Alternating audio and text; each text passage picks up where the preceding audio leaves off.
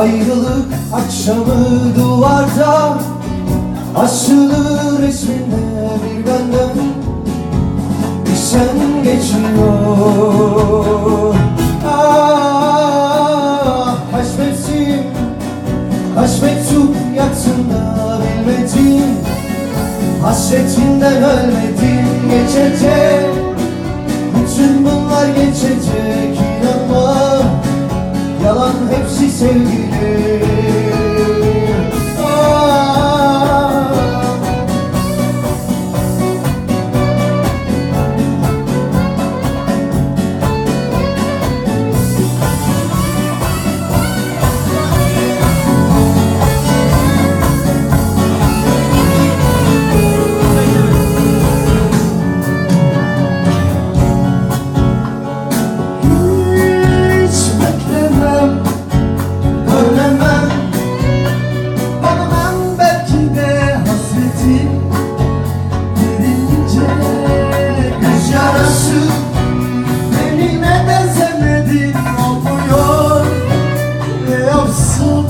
Bu kaçıncı ayrılık akşamı duvarda?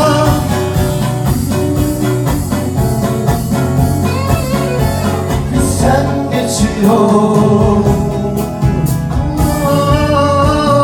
Kaç mevsim, kaç mektup yaksın da bilmedim, hasretinden ölmedim. Geçecek, bütün bunlar geçecek, inanma, yalan hepsi sevgili.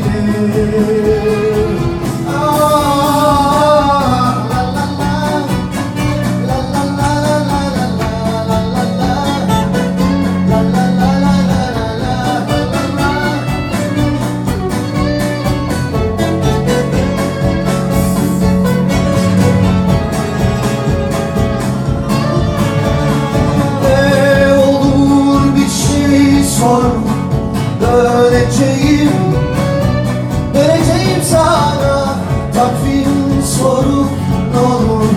Karalar, karalar bağlama olmuyor, ne yapsam olmuyor. Bu kaçıncı ayrılık akşamı duvarda asılı resminde bir benden sen geçiyor.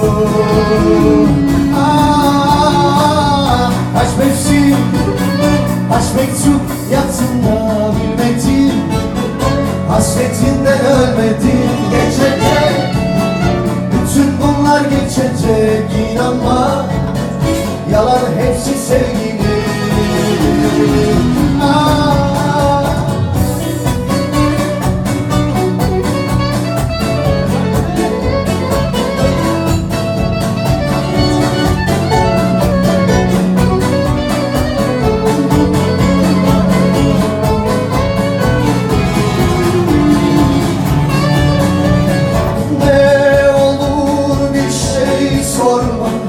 Döneceğim, döneceğim sana, takvim sorup ne olur.